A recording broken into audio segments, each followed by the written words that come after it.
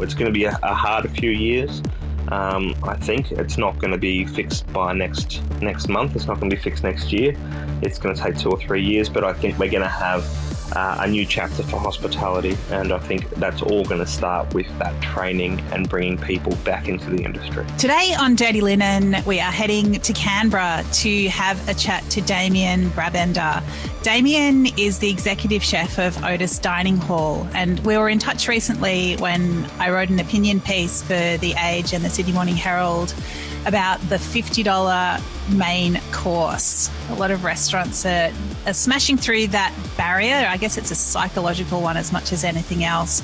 And of course, while most restaurants probably are not at that price point, I suppose everybody in their own business can relate to the issues around raising prices, the anguish that many people go through.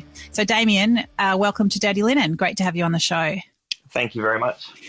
Tell us where things are at for you. How's business? How's Otis going?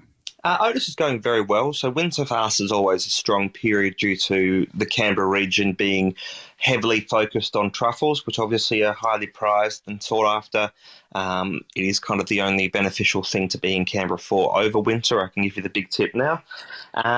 But we're very, very lucky to have a good, strong customer base who do frequent the restaurant quite a bit. However, we are going well, not as well as we'd like to, but we are still travelling in a positive area.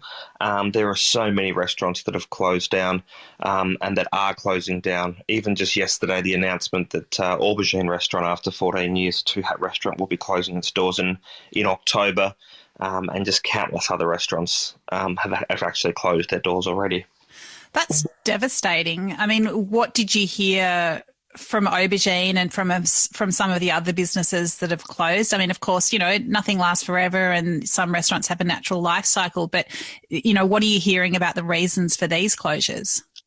I'm unsure about Aubergine, why they're closing. They could be looking at something else to do in the future. They have been going for 14 years. However, a lot of other restaurants that I actually know the owners of and used to go to quite a bit myself are literally closing for 3 main reasons. One is the weekly cash flow versus expenses, just the cost of goods, the cost of wages, the cost of rent rates, everything else is just skyrocketing. The other is the number of customers who are repeat guests. Obviously, the market is kind of recovering from the COVID worries that people have, which are very understandable as well. And the third one is just that the whole hospitality climate at the moment is really shifting a lot. The gap between your medium range restaurants and your high level restaurants, the gap between the two it's growing more and more and more. And as you mentioned in your article, that $50 main course price point, it is a psychological thing that customers are finding very hard to adapt to. Just can we just dig into that medium and higher end restaurant difference, because I think that's really interesting. Like, what is it about people using restaurants for those special occasions, and that puts you in a certain place, and people who are more targeting those midweek diners who just need some dinner and so they head out for more or less on spec? I mean, is that what you're talking about? Well, just to make the obvious sort of comparison, a hamburger at a pub with some chips is going to cost you at the moment around $28 on average in Canberra, for example. Sydney, I'm sure there are some places that are a bit cheaper, but that's the price point you're looking around.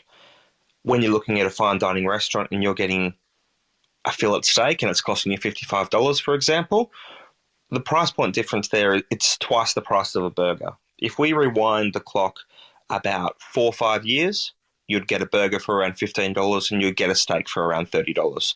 So when you're looking at it as that percentage difference, it's always kind of in line with where prices are going now. But once you do get over a certain point, obviously with any percentages doubling and doubling and doubling, it's going to be more and more for the person's hip pocket as well.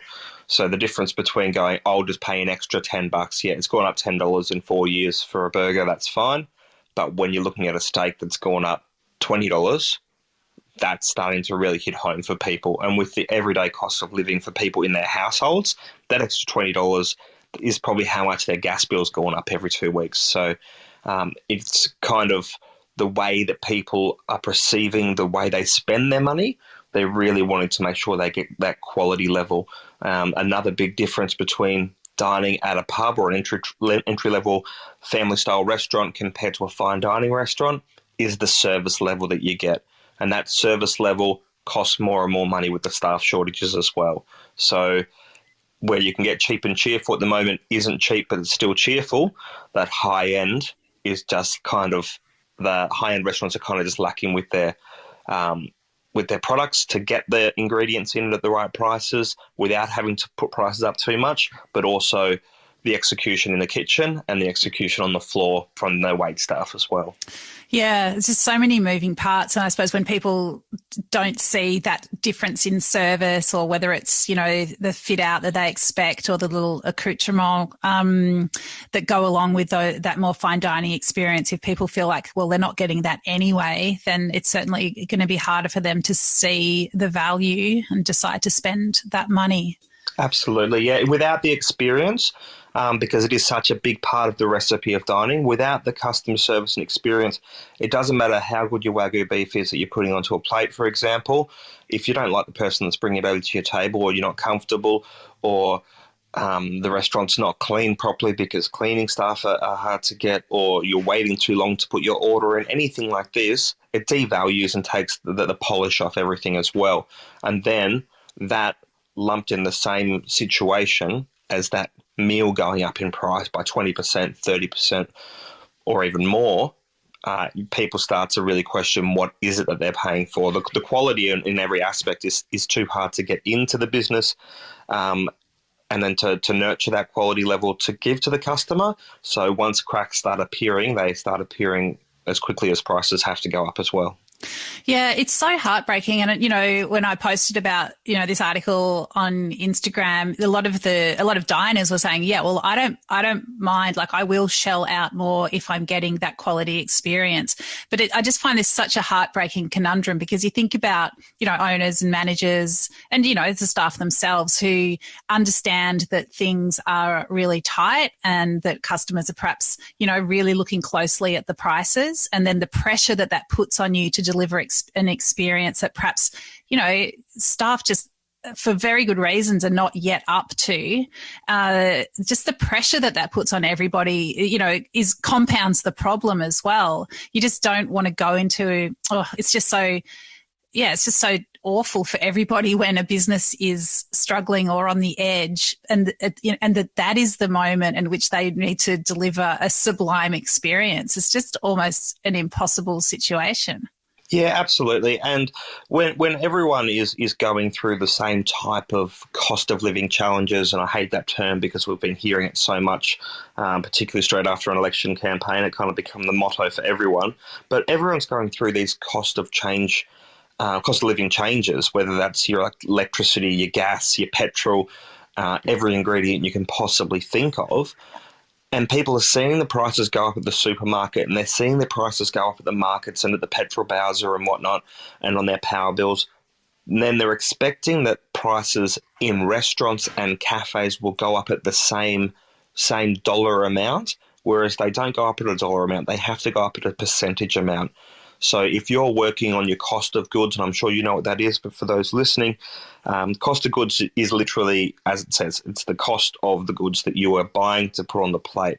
Now you need to put into all of your calculations, wastage, food transportation, food storage, everything like that as well. So as a rule of thumb, you want to have 25 to 30% cost of goods. So if that steak is going up by $5 to get it in the door of the restaurant, that means it has to go up $4 or $3.30 for every dollar that goes on that steak. So $5 extra should be another $20 on the menu price.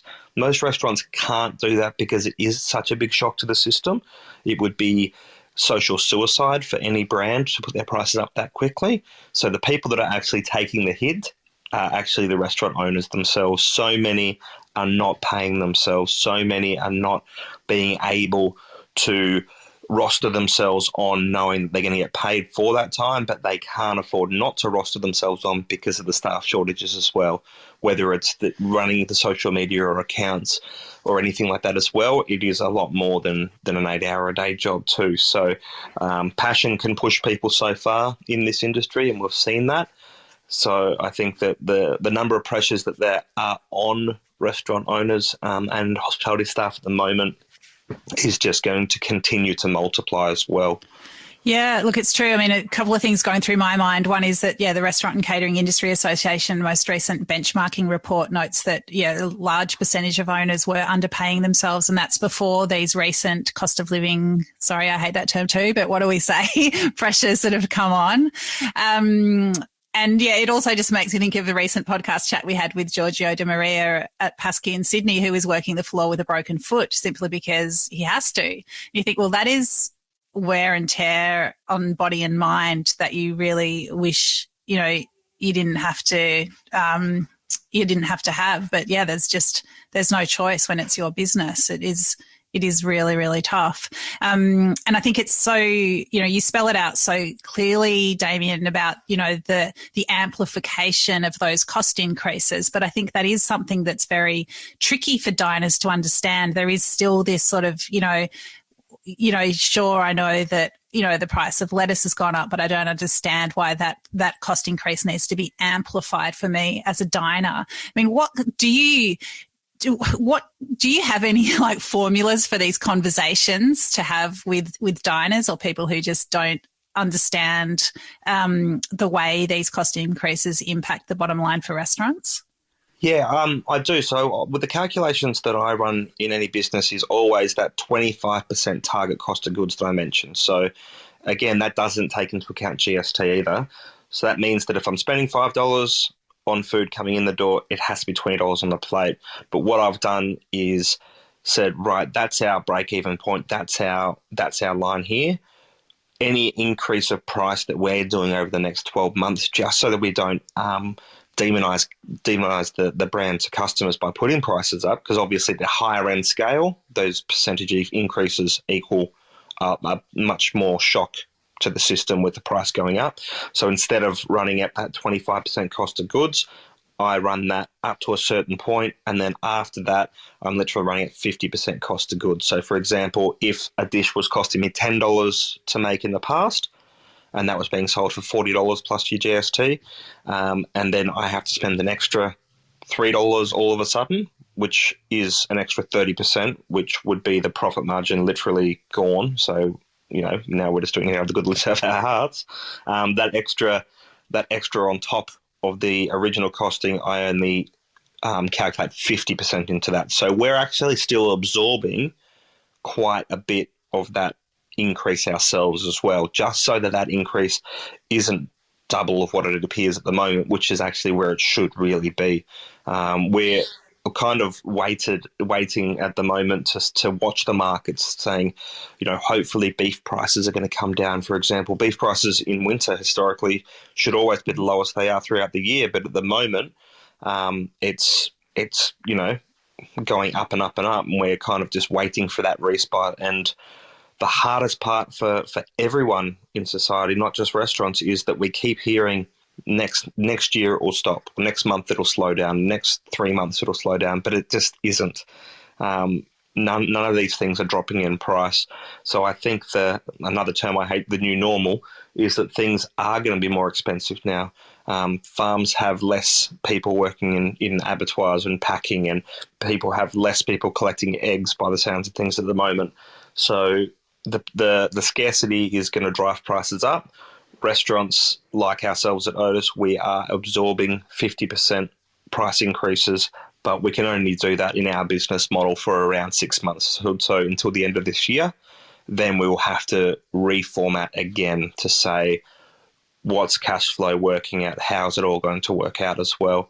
But one thing I mentioned before is just monitoring where your prices are in relation to other people in the same industry at different rungs of price points. So we don't want to get to a stage where we're holding back on increasing prices just to save face, and then find out that you walk around the corner and a restaurant at a perhaps more approachable level, their prices are getting towards the same as ours. So I know there are pubs in Canberra selling steaks at nearly $60 each, and that's what you have to pay. But we just need to make sure that there still is that disparity between high-end, entry-level, family-style dining, pub dining, etc. Wow, that's so interesting. So, I mean, how are you literally like looking on the internet at people's menus and keeping an eye on the prices? Or, I mean, are you walking around to the restaurant around the corner and just looking at the menu in the window? Like, what are you actually doing? Literally, I'm watching every menu that I can watch, just to see the price point. And normally, for the last 2 decades, I've been looking at menus and looking at the words, but now I'm just looking at the numbers. And literally, I will calculate the price of the whole menu added together, and then work out the average price for entree, for main, for dessert, in that style, for example, and then work out, are customers still dining in the restaurant, but now because those price points have gone up by X amount, are they skipping the entree or are they skipping dessert?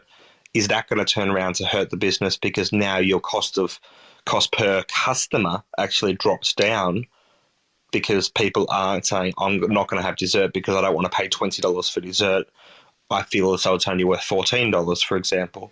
And a lot of your costings, your dessert, for example, would normally be a higher profit margin compared to your protein, like your steak or duck or fish on a plate. So, yeah. And one of the things that's also being affected, just in the kitchen side of things, is that romance of, the chef going to the markets and seeing what's good that week and putting it on the menu.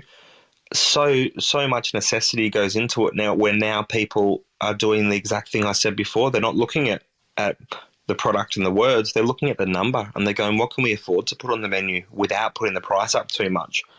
So I think that when we had that boom about 8 years ago of people using secondary cuts of meat, because of the price point was lower and they could do more with that, we're going to have the same type of thing as well. I think we're going to see more and more vegetarian dishes on menus. We're going to see more and more, cheaper cuts of meat kind of found and experimented around with. But the flip side of that is you need experienced, talented chefs to handle those products properly, and their wages for those guys and girls are going to go up as well. So everything's kind of balancing out. So we need to really focus on not discounting the product because then the diner gets less of an experience. We need to be increasing prices across the whole industry, not just some restaurants. And I think that everyone's a bit scared as restaurant owners to be the first one to increase your prices. I know even during the COVID times when we went to set menus only, and we were one of the first to do that in our area where we are, and so many customers were happy with it, but other customers, they just weren't having a bar of it. So, but then, within a few months, everyone was doing that because you had to cement that cost per customer in to ensure that you can pay your staff, you can pay your other bills and things as well. Yeah, I mean, I think you do see that when enough people do it, customers just, have no choice but to come to the party with, taking credit card details, whatever it is, or, booking, everyone can't come at 7:30. People will just start to realise that they have to fall into line to some degree. And if that module doesn't suit them, then there's probably, a restaurant that will accommodate what they want, and hopefully they'll have a great meal there. But yeah, it's not as much as it's just always that rub between being hospitable and running a business, isn't it? Oh, absolutely. And one thing that I do talk to people quite a bit about is something as simple as just the definition of words. I mean, people need to look beyond just the number next to something and say that's expensive. I mean, no one ever sees a Lamborghini and says that's an expensive car. They say that's a valuable car, instead of the other way around. And I think with food, because people are used to paying less amount and now the price has gone up, people hopefully are seeing the value in good skilled chefs are doing with food and what good skilled service is, and seeing it as valuable, not as expensive. It is worth what you're paying for as long as it's being nurtured properly and shortcuts aren't being taken. That's that balance that we were kind of mentioning before, the difference between discounting the amount of money you're spending on the products and giving less to the customer. We don't want to do that. We want to make sure the customers are still getting the same level of experience. If the price goes up, then we'll absorb what we can, but we need to make sure that the business is still viable and that the product is still getting better every single day despite the challenges that we're facing. Because if we start going backwards, it's just it's an industry that's driven by passion. And once you have to take shortcuts and do things, you don't have that real hands-on passion involved with the creation of the food and the menus, then you shouldn't be there doing it anyway. So it is important that we don't lose that passion because of these challenges that we're facing on the checkbook. Yeah, I mean, because really using secondary cuts or tertiary cuts these days, or using more veg, I mean, they're not bad things, but I suppose you want them tackled in a spirit of joy and discovery and, you know, a great experience for the customer, not through this desperation of like, you know, what have we got, you know, in the seconds bin today. It's about, but it must be harder and harder and to muster that sort of enthusiasm and that positive attitude that then's going to flow through the whole business and out onto the dining floor at times. Absolutely, yeah. Discounting what the customer gets in the terms of not giving them the proper quality and respect that they deserve is just a recipe for disaster. Customers are extremely they're extremely switched on to what they like. They're extremely keen on what they're going to be enjoying. They're not going to pay the same price that they were paying a year ago to get less. I know that sounds silly, but people don't want to get less and pay the same. People would rather pay a bit more and get more. So we can't just say, let's put the prices up. We need to say, okay, we need to change the model of the business slightly. We need to put prices up to cover costs, absolutely. But we need to make sure that there is some increase for the customer as well. So they're not just going there and saying, now it's more expensive. We want them to see it and say, now it's even more valuable. Oh, I love that. But I mean, can you give me a specific, like, how do you do that? For example, when we're looking at different proteins that we're using, the unsung hero for us at the moment on the menu is one of my favourite proteins is duck. So many people aren't getting duck because of the price point. But if you get duck that is still whole and you're butchering it yourself, for example, you're going to be saving money on that as well, because the staffing down the line is literally the people that are packing and processing meats. They don't have as many skilled hands to do that, so they're discounting the price of whole ducks and whole chickens and any poultry like that, for example. So there are ways that you can still get even better quality meat than expected, and also not have to combat too much of an increase. So that way you can kind of, you can put more on the plate in that sense as well. And possibly even get like, duck neck sausage out of it for whether it's a special or a staff meal or something like that. If you've got the skills to do it, but yeah, absolutely, and the bones as well. Yeah. No, of course, and the bones. Yeah, absolutely. One thing that you mentioned, Damian, is the wastage levels due to skills shortages. And this ties into the whole animal. I mean, can you talk about some of the tensions between wanting to bring in whole animals or do other kinds of processing on site, but the trickiness of doing that when there are skills shortages? Well, there's two different two lanes, I guess, when you're looking at minimising wastage. One is production and one is preservation. So production is literally the skill set level of the chef. I mean, if you look at, if you got 10 chefs randomly from 10 different places, gave them a whole fish and said, fill up this and clean it up and get me this many portions, you'd end up with very, very different product at the end, depending on the chef's skill level. One slip of a knife and all of a sudden you may have lost the whole side of a fish because the chef's cut straight through the middle of the fillet.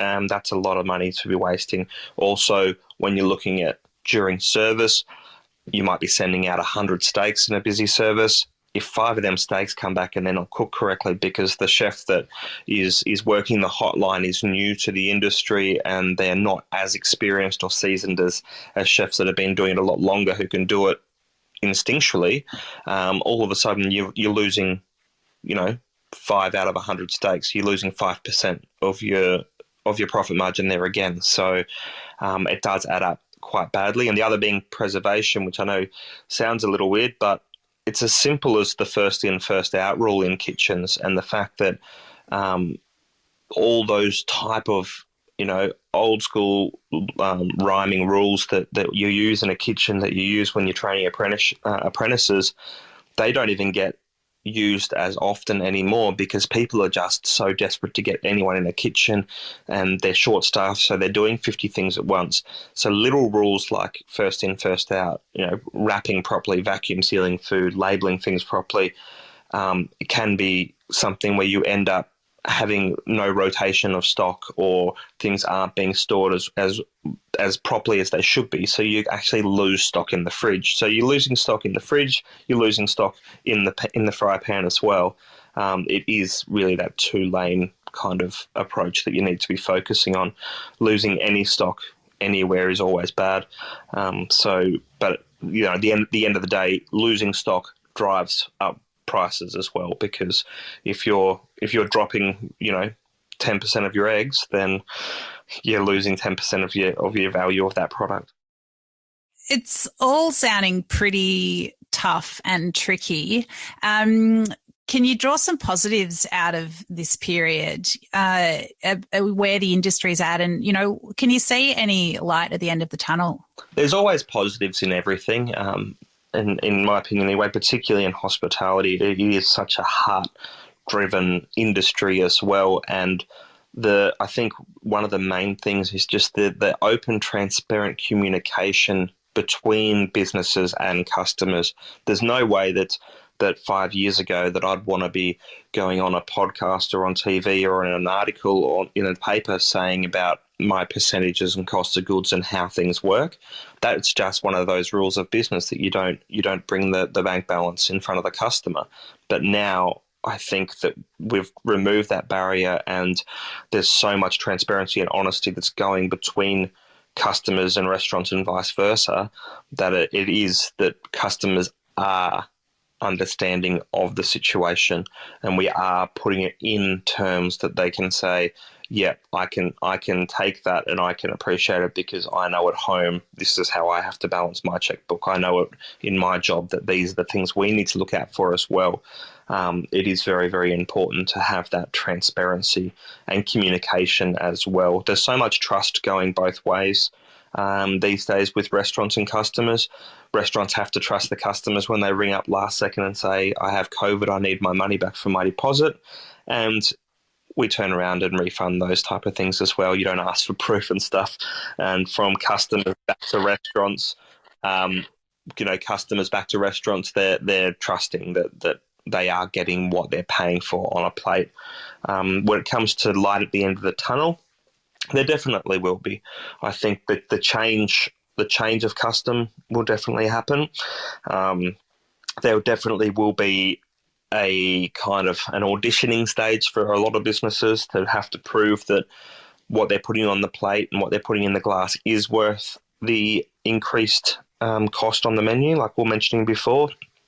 But I think that once that auditioning stage for businesses to reintroduce the new normal to customers, that they will be seeing something that is valuable, not something that's expensive. And I know I say that a lot, but it really is what it all comes down to. As the price of something goes up, it only goes up because the value of it goes up, not because of greed. And I think that people are really going to get their heads wrapped around that. And if that means going out one time a month less than before, then that's what that means. And it's better to go out and have quality over quantity, I think. What about from a staffing point of view? Can you find any glimmers there in terms of people coming into the industry or the kinds of experiences they're having once they get there? International borders reopening, and our current government's doing some fantastic things that is coming through the pipeline. We're seeing a lot of those conversations with our communications with the AHA and the RCA as well. So there is a fair bit of promise there that we'll have international staff back in the industry. We are such a multicultural country, and hospitality is really the absolute epitome of that. So there's some international skill sets that we are lacking at the moment. We don't want to end up with this undefined Australian cuisine everywhere. We do want to get some international flavours back into the kitchen and skill sets on the floor as well.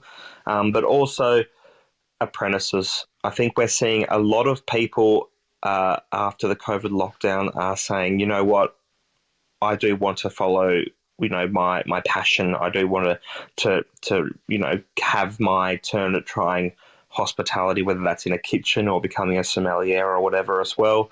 So we are seeing a lot of new people joining the industry, not as many as normal, but I think that they're joining with stronger conviction, that they're joining the industry saying, I'm doing this because it's passion based, not because it's a necessity and they just need any job. They're doing it because they weren't happy with their last job or career and they want to give this a proper fair income go. I think that is a positive to take away from it. And just the school leavers as well. I think we're seeing more and more youths in Australia. I don't know the exact statistics, but I was reading something the other day. More and more youths in Australia are leaving school to do an apprenticeship, whether that's in hospitality or whatever else as well. So that's kind of also something to look forward to as well. It's going to be a harder few years. I think it's not going to be fixed by next month. It's not going to be fixed next year. It's going to take 2 or 3 years, but I think we're going to have a new chapter for hospitality, and I think that's all going to start with that training and bringing people back into the industry. Oh, love it, Damian. Just such a great wrap up of all the different aspects of what's going on in the industry right now. I really appreciate your perspective, all the thought that you've put into it, and obviously all the thought that goes into your business is such. The industry is lucky to have you, and I really appreciate your you sharing your time and thoughts with us today on Dirty Linen.